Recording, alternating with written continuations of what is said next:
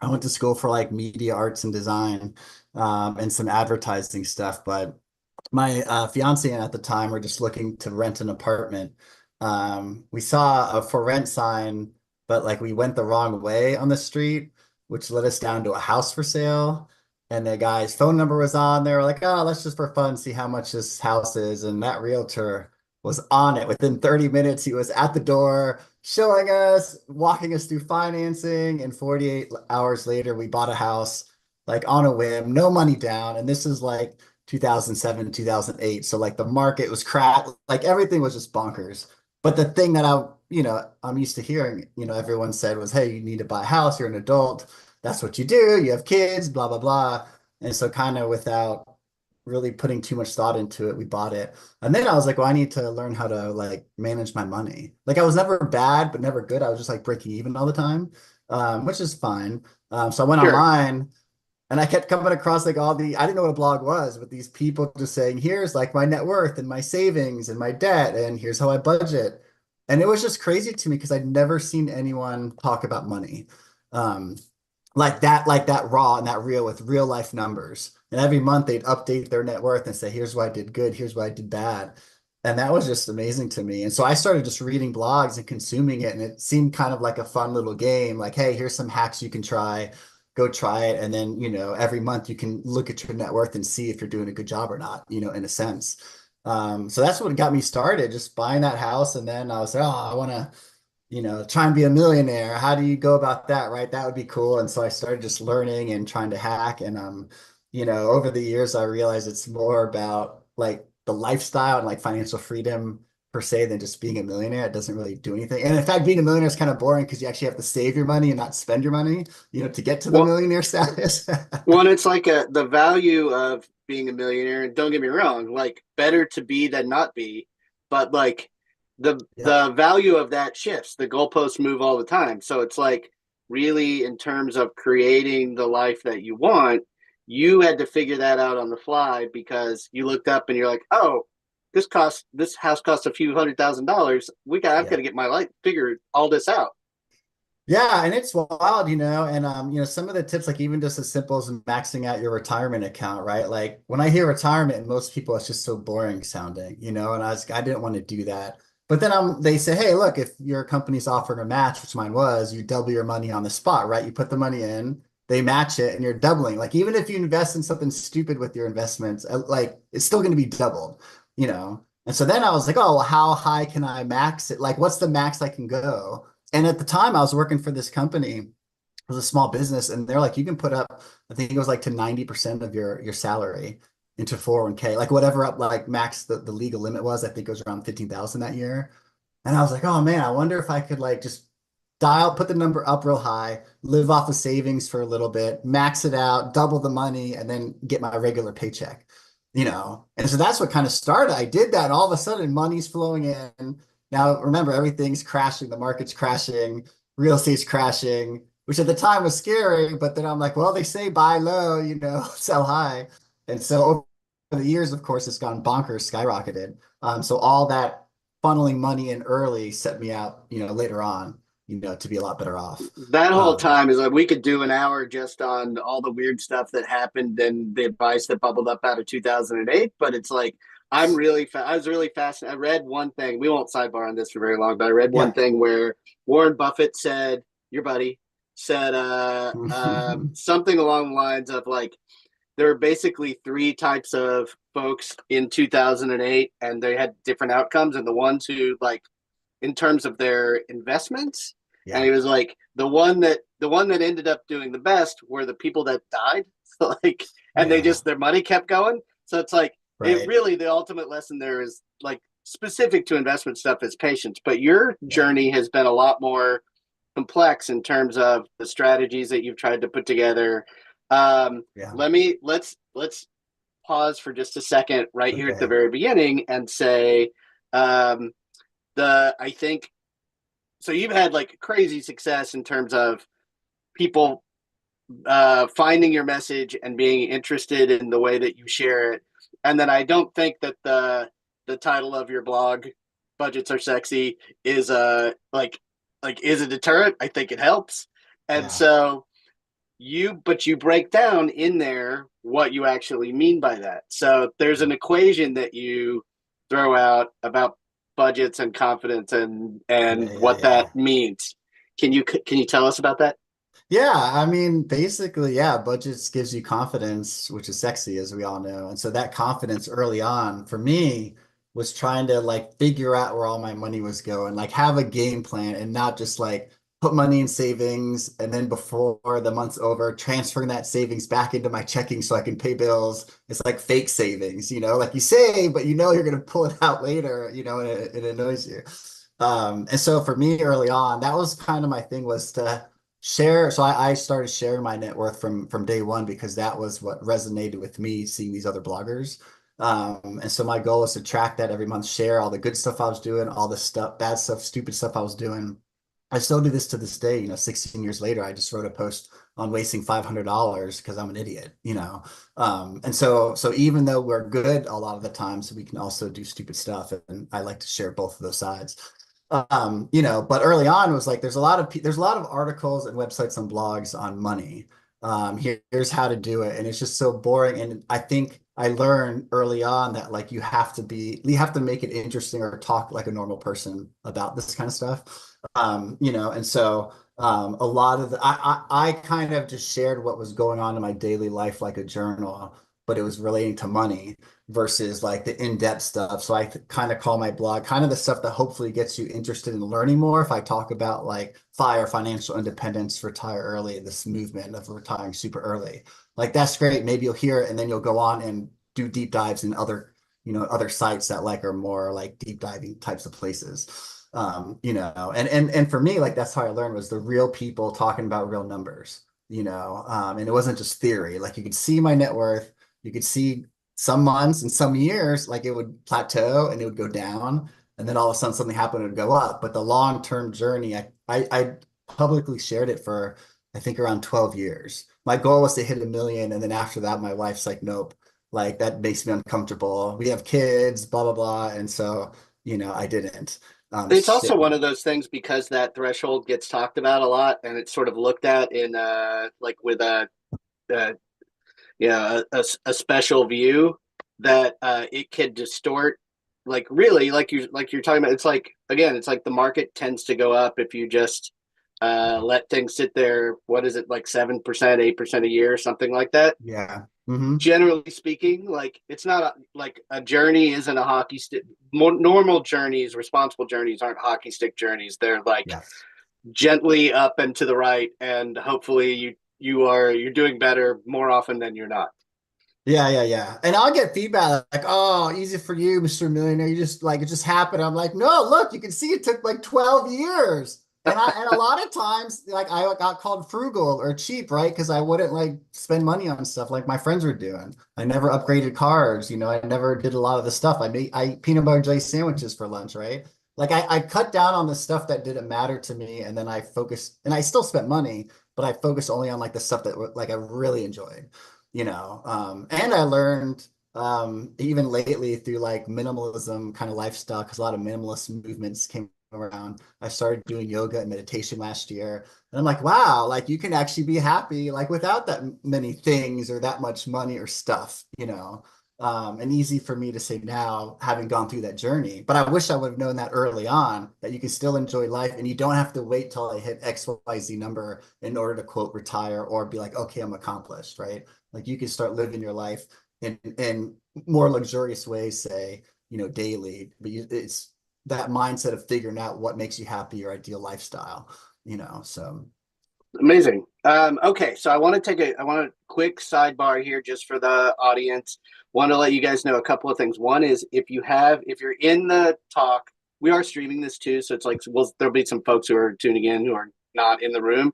If you're in the room and you have a question for Jay, we are going to make some time here and toward the back end for you guys to ask some questions, but you can just drop those in the chat and we'll pick them up here in a little bit. The other thing is I wanted to give you guys some general scaffolding in terms of like kind of Jay and I've talked about this, but some of the stuff that we're going to go through today, so you have an idea as to what's coming next, right? So we talked a little bit about your backstory. I do want to talk about how you sort of hacked the money making process, so side hustles, debt strategies, some of the things that made sense for you along the way. We'll talk a little bit about entrepreneurship, tracking your net worth, which you started to touch on a minute ago, saving for retirement because none of us live forever, sadly. Mhm. And then I do also want to ask you about what you've learned from who you've read, because you have a great book section in your and blog section in your blog, and Yeah. then just some we'll close before we take Q&A with some quick tips for 2025 and things that people can do to set themselves up in a good spot for the new year and all of the optimism that comes with it. Yeah. Yeah, it's a good time to get excited. I mean, I think you can get excited any day, but Jan 1 is still fine. It motivates people. It 100% does. And it's one of those where it's like, you're like, this year is the year that I'm going to do it. So uh, Yeah. maybe we'll learn a little bit about, and you did talk about fire. And I know that there are some baby steps that happen and part of in some of those processes, but let's take a step back.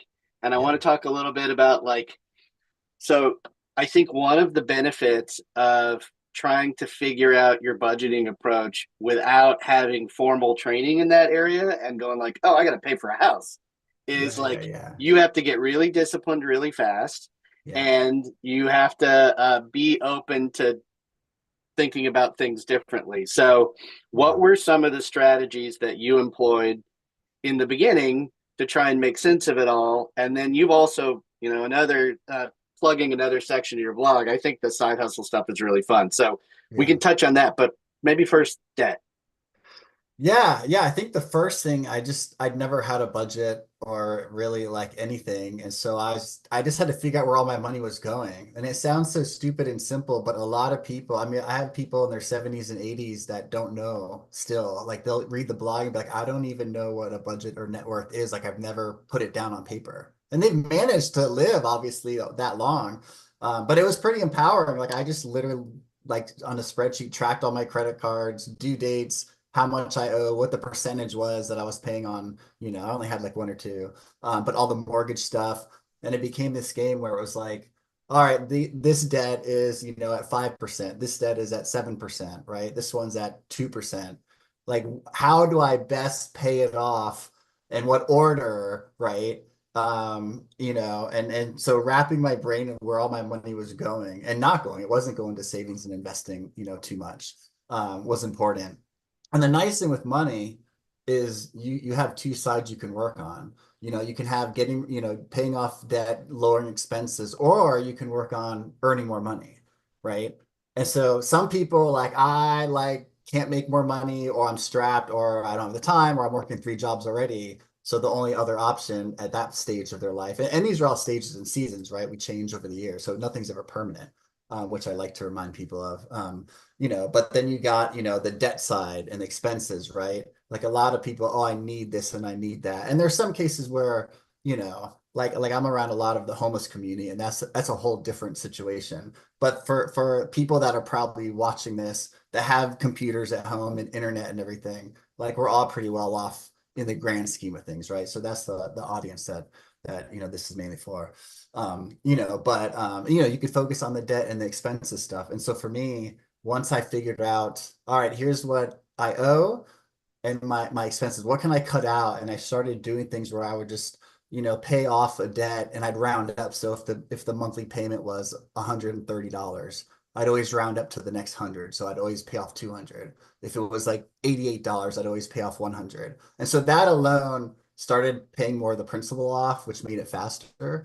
And there's two approaches people like to use. They either like pay off the smallest debt first because it makes you feel good and you pay it off and then you move on to the next debt.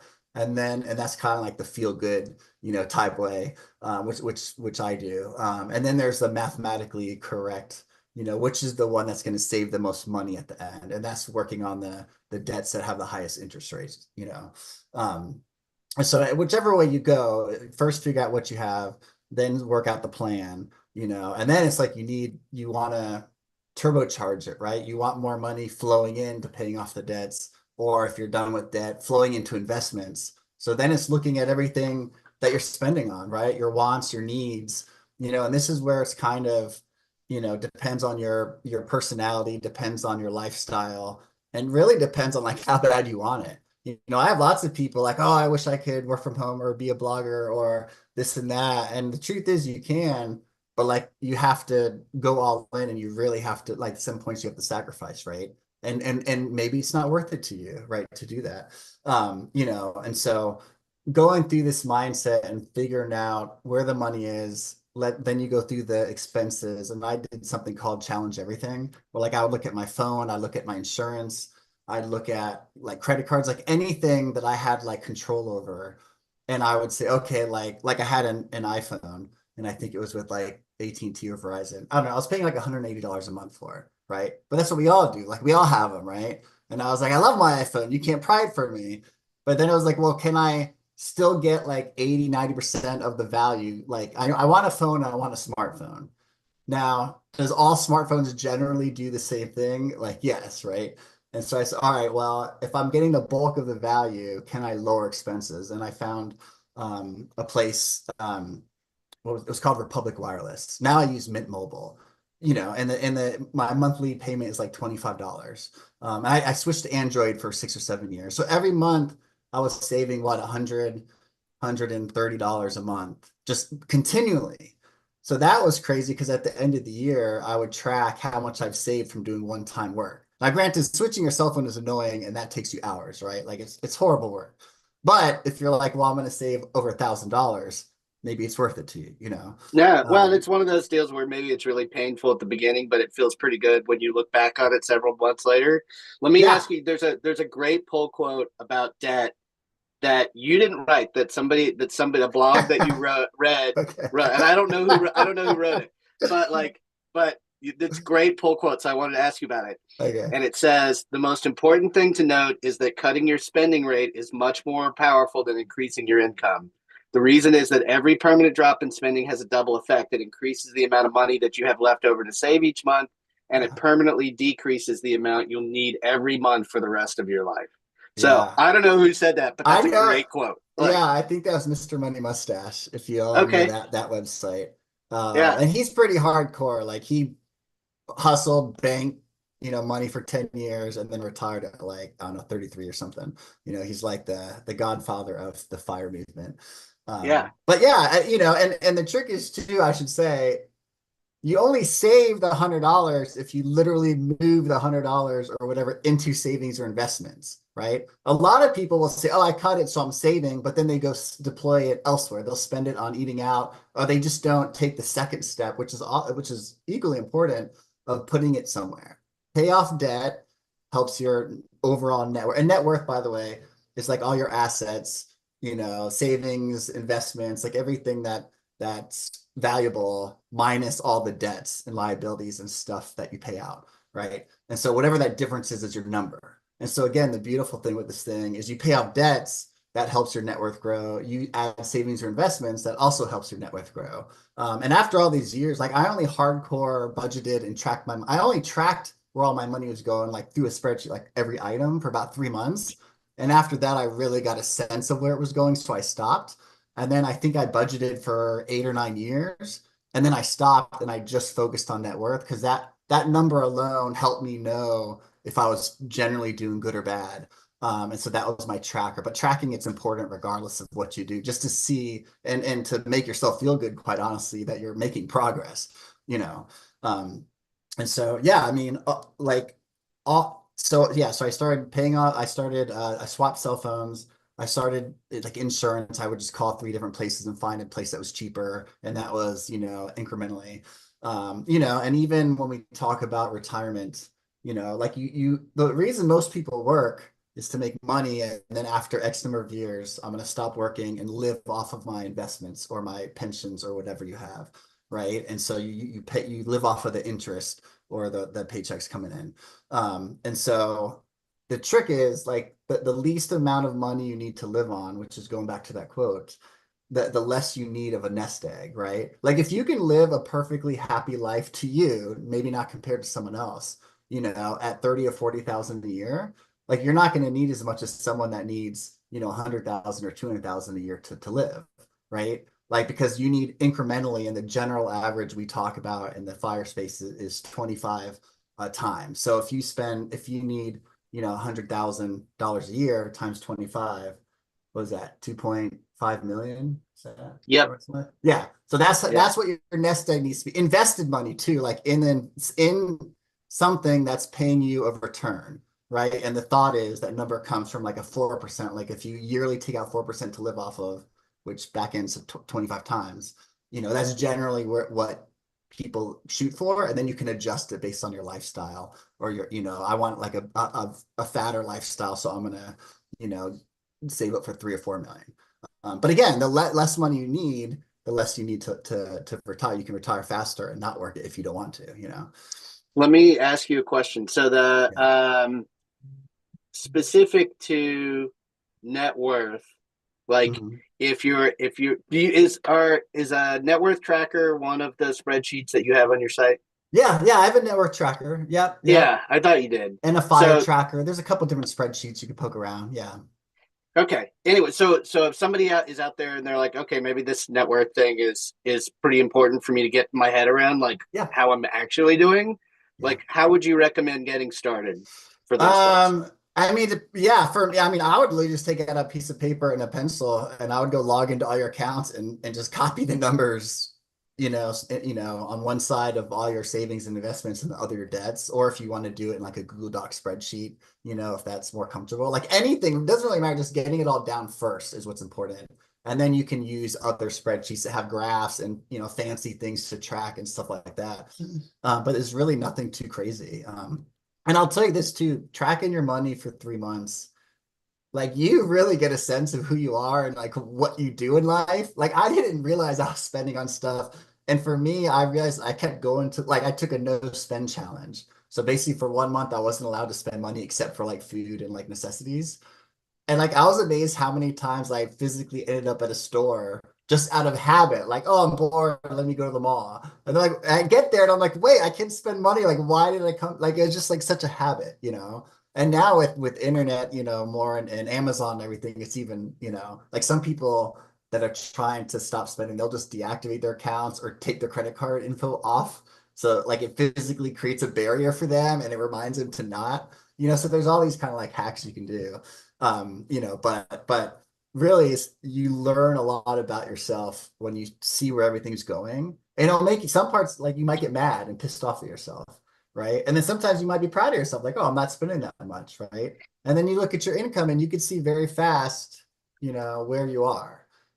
I do So also think that this is just my personal experience, but I do also think that learning restraint can be like a muscle, yeah. like getting comfortable with the idea of it's kind of like analogous to going on a diet. It's like if you stop eating something for a while that used to be like a guilty indulgence and it helps you, Yes. after a while you kind of don't miss it anymore. At least that I've seen that happen. So anyway, Yeah. the psychology behind all of this I think is important. And I think that number usually is around 30 to 40 days. So this whole year I've done challenges. I've stopped drinking coffee. I'm drinking it now, but I went 101 days without drinking it. And after the first month, like it was boring, like I missed it, but I wasn't like thinking about it all the time. I used to drink 1 or 2 glasses of whiskey every night, and I haven't had one maybe 7 months, 6 months or something. Because I stopped at night, like, oh, when I sit down on the couch, I go get a whiskey. Like, no, now I forgot about it. So to your point, yeah, and challenging yourself, going back to your muscle thing, once you do 1 or 2 things, you get pretty confident. You're like, wow, if I've tackled coffee, like I can tackle debt. You tackle debt, you're like, well, damn, I could tackle invest. Like you just naturally want to keep going because you're like doing so well. And I'll tell you, even if you spend 10 minutes, there's a new challenge that I just heard. It's a 10-2 challenge. You spend 10 minutes a day, every day on something for 2 years. One of my blog readers sent this in. And so his whole thing is if I'm thinking about it and working even a tiny bit a day, like it makes him feel so good. But then you have like 7,000 minutes and I forget how many hours that adds up to. But like you can literally write a book probably in 2 years, you have incremental time. And so just psychologically you feel better, physically you probably feel better, and it's just 10 minutes a day of working on a goal. If it's financial or debt, like it just feels good to do. Like your And there's body's also happy. there's also, forgive me for stepping on you. There's No. also something to be said for just starting. Like Yeah. I hear that from I feel like a lot of the financial folks that I talk to who know their salt is like, Yeah. if like is going from 0 to 1 is really really important. Yeah. It's So hard. That's the hardest uh, thing. it is hard. Okay, so I want to. We're never gonna keep on track. So it's like we're definitely we're gonna leave stuff on the table here. There's no way we Okay. won't do it. But Yeah. I Yeah. do want to ask you, and we could do a whole hour on side hustles. But Oh I do want to man. ask you about like what are some Yeah. of your favorite ones, and not besides coin collecting because I think we'll go down the rabbit hole about that. But I was like, some of them I thought were really interesting, like Yeah. swapping guitars, like trading, like and Yeah. being TV extras or film extras. Going after Yeah. robocallers is something you can do no matter where you live. So Yes. what are some of the ones where you're like, I think this is maybe is not as tapped a space as it could be. Yeah, that's the thing. So all of it, so the side hustle series, like people would just come, like when I started talking about debt a lot or like earning extra money, they would be like, "Oh, this is what I do on the side," and it blew my mind what people. These are all real people that shared their thoughts on my site. I think we have over 80, articles. Like you said, I mean, there's someone recent or not recent last year that picks lice out of hair for money. Like the most Oh my god. randomest, like just that was pretty disgusting. So I wouldn't recommend that. One of Yeah. my favorites, well, there's a couple. One of them is selling Christmas trees. This guy every year buys in bulk, sets up a stand, and for like a month and a half, just kills it, makes thousands of dollars. Um, but one of my favorites is this guy. He's in his, I think now maybe 60s, 70s, maybe, but he's been doing it for decades. He just started cleaning up trash in front of office buildings and stores, and he would say, "Hey, I'll clean up trash for this." Whatever they were paying. And there's this big, huge market of people just picking up trash. And he started just by himself, you know. And then he started building a crew. And I can't remember the exact details. I've shared his article twice on the site, but I feel like it's in the $1 to $5 million a year that he makes just from cleaning up trash. And he's out there and people, treat him bad. They see him there. And he's even told stories where he's picking up trash and some lady would come by and then dump like a soda can right in front of them. Like basically like pick this up. And he laughs it off because he's like, I'm like a multimillionaire, so thank you. Like your trash is like. But like it's interesting because he doesn't look like he's a millionaire. And even me, like my hair, my clothes are all ripped. My mom thinks I look like a bum. And like no one knows that like like that's my style, which I like, but like that there is money in the bank because I've been hustling. And so with this trash thing, that's I think my favorite part about it is you never expect it. But he started and he has a ebook I think he sells for 20 or 30 bucks, where he can tell you how to get started and everything, which is really cool. Um, so that's a favorite one. There's kind of a juicy one. I don't know if we should share the phone. I don't know if you got to that far. Phone sex Uh, operator. oh, I did not get to that one. I guess. Now, Well, that's I will that. just say, I won't get into details because you can guess obviously what that one's about. But that one is by far not only the most trafficked side hustle on my site, but probably one of the top 3 or 4 articles ever in the history of my blog. That one still, gets, Yeah, I can only imagine. Let me ask you. Let me reframe this, and then yeah.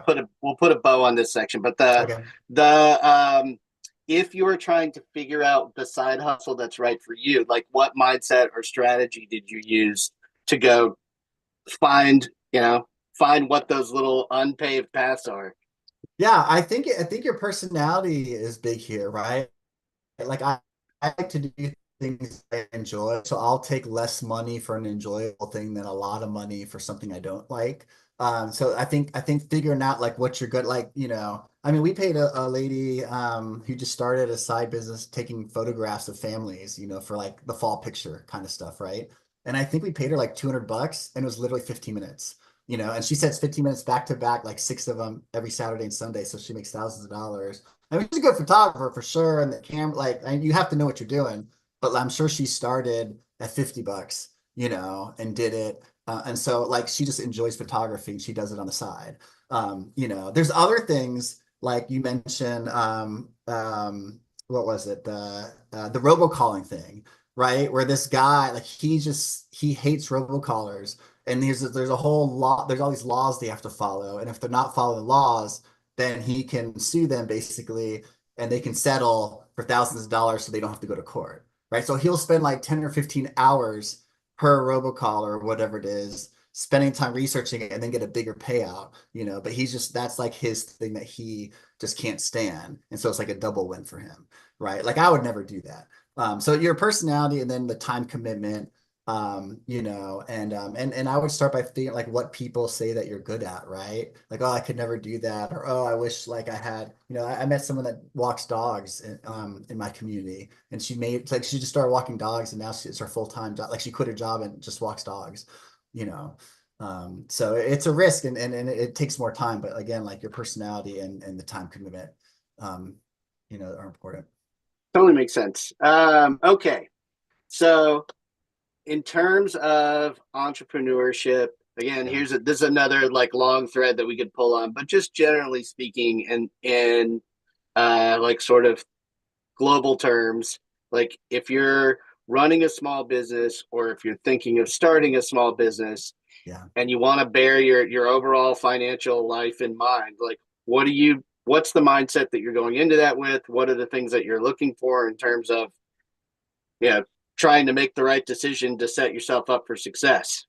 Yeah, I would say that I've learned like a lot of people that I know they're starting businesses, they think not that it's easier, but they're like, I want control of my own time and set my own hours, which is true to an extent. But you have to remember like now everything falls on you. So you have to do accounting, you have to do marketing, you have to do tech, like all these things. And you're usually working nights, you're usually working weekends. There's like this funny quote by one of the Shark Tank people that's like people like the 9 to 5ers think they have it bad, but like they want to be entrepreneurs, but the entrepreneurs are actually like working 80 hours a week, right? Not 40 hours a week. So it's like knowing yourself well enough first if that's actually what you want to take on. And if so, great. And also if so, don't start by, at least in my opinion, by like making business cards and stationery and logos and websites and spending so much time creating, and it's not nonsense, but it's like you're distracting yourself from the actual thing you're trying to do by making everything pretty and stuff.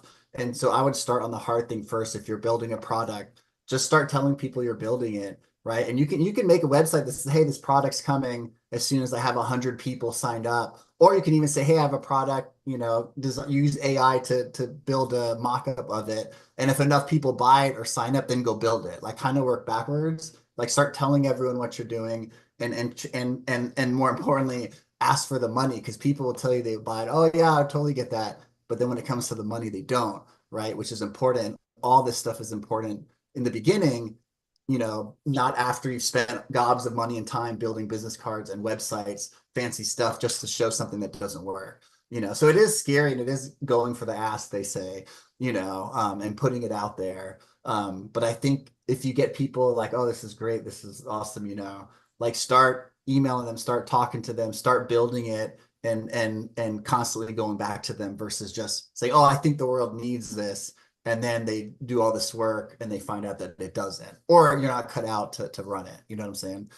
Yeah, Um, it totally makes sense. yeah. Okay, so I have one more question for you, but right now I also want to throw this out to the crowd who's keeping an eye on what we're doing here. That if you guys Okay. have some questions, feel free to drop them into chat because we'll. I have one more main question here that I'm going to ask, and then I want to make sure that if you guys want to, you can either raise your hand and I can call on you, or or you can just throw it in the chat and we'll throw it out there. But um, when you and I were talking about having this conversation, Jay, I mentioned that I wanted to ask about setting yourself up for 2025. Maybe Yeah. the answers here are similar to some of the other ones, but it's like, okay, so I'm starting, if I'm looking at next year with fresh eyes, Yeah. what can I do now to set myself up for a better view? Yeah, I think if it was me, I would just try and tackle one thing first, like figure out something that just annoys you or that you want to be better at, and then go back to that 10-2 thing of spending 10 minutes, maybe say 20 minutes for the first month, like every single day. And you don't have to be doing the thing, like not physically paying off debt, but you could be reading about debt or tracking where your debt is, or calling around and trying to lower, interest rates and such, like, like there's always little tiny, 100 different little tiny tasks you can do that moves the needle. And that's just with debt. If you're trying to earn money, right? Like start working on your resume, throughout, start looking for jobs, start talking to people, start thinking of side hustles. There's like a million things you can do. And again, 15-20 minutes a day isn't like too crazy.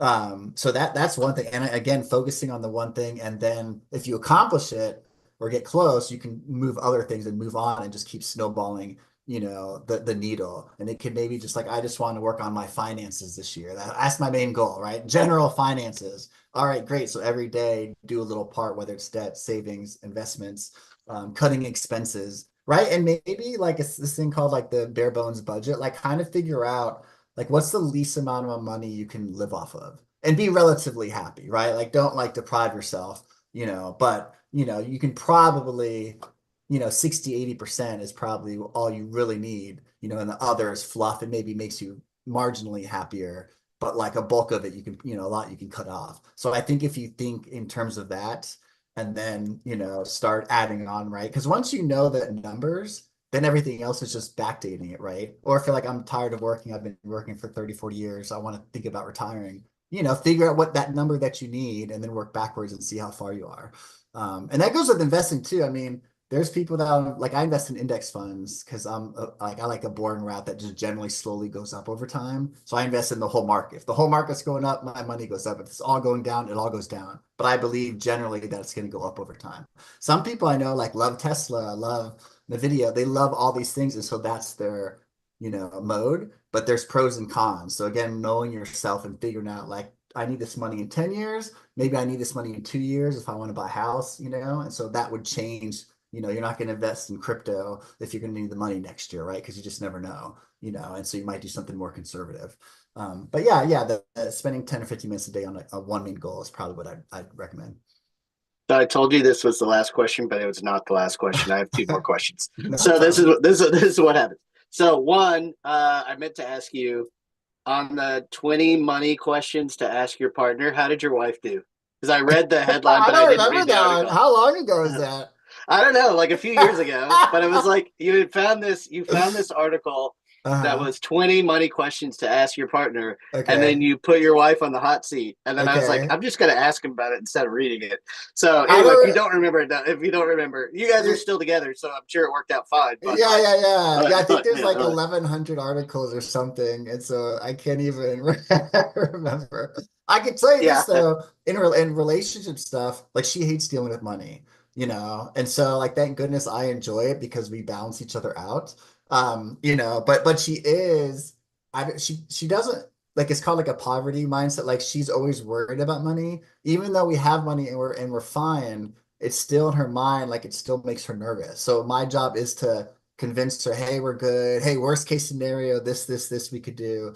And so even if you have money to another person to be like, oh, like what an idiot, like of course, like you're gonna feel good. It's not always the case, right? Going back to the mental stuff. I mean, I have friends that, man, they make 2-3 million a year. They don't share it, but maybe 40-50 million dollar net worth, and they're still hustling. They're working 80, 90 hours. And I asked one of them, like, when is enough? And they're like, what do you mean? Like they didn't, like they can't, they're, and they love the hustle and the business. So there is that side of it, but it's like they're just constantly on the grind and wanting more and more, whether it's subscribers or views or money, and at some point, your life isn't really a life, so these things are important to know about. it So does make a difference how you're wired, I suppose. But yeah. the for real last question that I have is I haven't asked you about like automating processes. Like Oh, yeah. what have you done there? Like what role does that played in your Yeah, how much does it help to set it and forget it? I don't like to manage my money anymore. And even from the beginning. So I set up the systems, right? So going back to debt, I'd automatically pay it off and then I'd add extra every month. Investing, I don't think I only manually make a trade once a year when I'm maxing out my Roth IRA. And so then because that number's different and depends on stuff. And so or my SEP IRA, I should say, because it's tied to my business. And so everything, that you can automate is good, right? And I actually do this like when I'm trying to be more charitable, and like one of my goals is to give back more, and which old me was not good at. I just wanted to hoard my money and hoard stuff, and now I'm trying to be better.